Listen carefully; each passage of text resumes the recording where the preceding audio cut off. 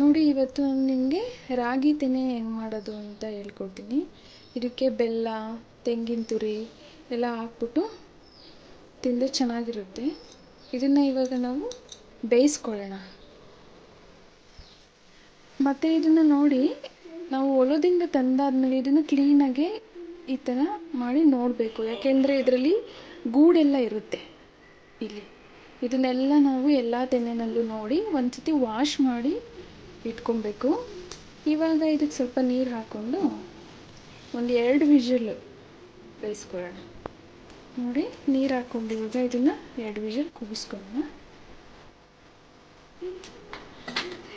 ಇವಾಗ ಲಿಡ್ನ ಕ್ಲೋಸ್ ಮಾಡಿ 2 ವಿಷಲ್ ಕೂಗಿಸ್ಕೊಳ್ಳೋಣ.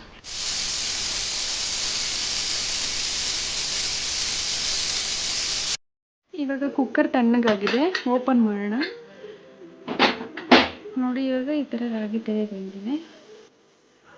ನೋಡಿ, ಈ ಥರ ಕಾಳುಗಳು ಬರುತ್ತೆ. ಇದನ್ನು ನಾವಿವಾಗ ಒಂದು ಬಟ್ಲಿಗೆ ಸೋಸ್ಕೊಳ್ಳೋಣ.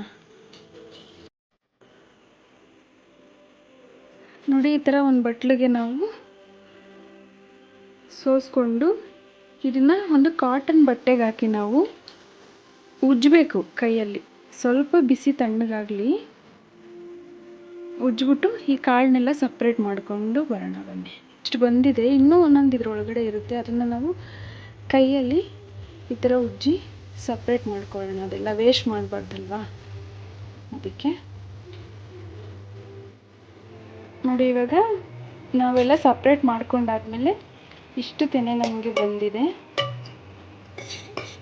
ಇವಾಗ ಇದಕ್ಕೆ ನಾವು ತೆಂಗಿನಕಾಯಿ ತುರಿ,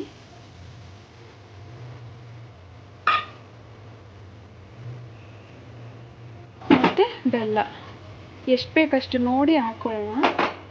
ಸ್ವೀಟ್ ಜಾಸ್ತಿ ಆದರೆ ಚೆನ್ನಾಗಿರಲ್ಲ.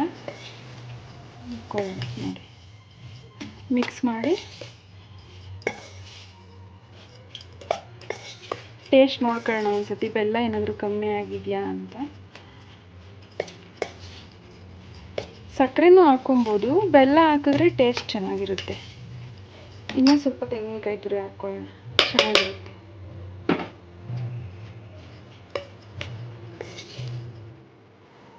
ನೋಡಿ, ರಾಗಿ ತೆನೆ ರೆಡಿ ಆಯಿತು. ಇವಾಗ ತಿನ್ನೋದಷ್ಟೇ.